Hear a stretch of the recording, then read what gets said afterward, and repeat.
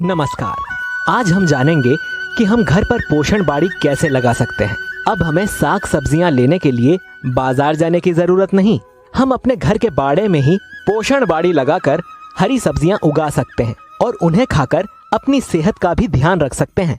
पोषण बाड़ी बनाने के लिए जो सामान हमें चाहिए वो सामान्य तौर पर घर पर ही मिल जाता है, जैसे कि कुदाली, फावड़ा, पानी, गोबर की खाद, बल्ली, तार और आवश्यक बीज। सबसे पहले घर के पास खाली पड़ी जमीन पर पानी सींचकर उसे नमी युक्त बना लो।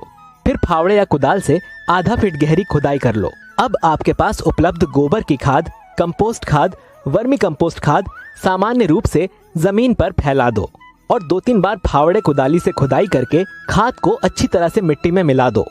खाद की मात्रा उपलब्ध भूमि के आकार पर निर्भर करती है और सामान्य तौर पर 10 बाय 10 वर्ग फीट की क्यारी में लगभग 20 से 30 किलोग्राम कंपोस्ट खाद पर 10 से 12 किलोग्राम वर्मी कंपोस्ट खाद की आवश्यकता पड़ेगी। और इस तरह छोटी छोटी 4 क्यारियां बनाने पर पालक, बैंगन, टमाटर और हरी मिर्ची की पौधरोपण कर सकते हैं या सीधे बीज की बुआई भी कर सकते हैं। लेकिन अच्छा तो यही होगा कि पौधे लेकर या पास में उगाकर क्यारी में रोपित करें। बीच वाली मेड़ में मूली और गाजर के बीज की बुआई कर दो और किनारे वाली मेड़ पर पपीते के 4-6 पौधे लगाओ। और अगर जमीन थोड़ी ज्यादा है तो आम, अमरूद या नींबू के पौधे भी लगा सकते हैं। और उत्पादन और आमदनी बढ़ाने के लिए क्यारियों के किनारे 4-6 लकड़ी की बल्लियां खड़ी करके ऊपरी भाग पर रस्सियां और तार से बड़ा जाल बना लो, जिसमें लता वाली सब्जियों को आसानी से ऊपर फैलाया जा सके। अब मौसम के अनुसार बेल वाली सब्जियों का चयन करके हर एक बल्लियों के किनारे पर सैमी, लौकी, गिलकी, करेला, तोरई, खीरा लगा सकते हैं।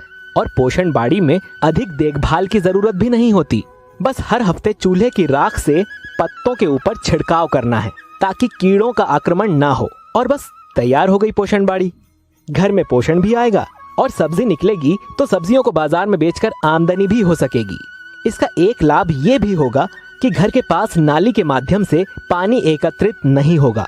उस पानी को हम पोषण बाड़ी में सिंचाई के पानी की व्यवस्था के रूप में उपयोग कर सकते हैं।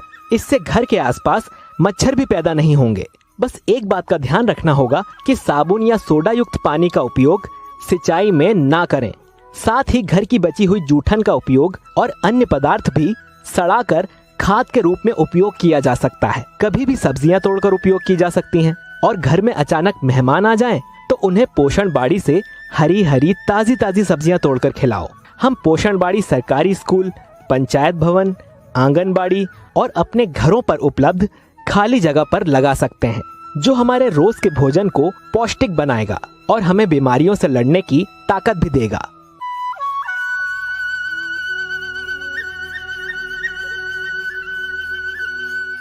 पोषणं पोषणं पोषणं पोषणं पोषणं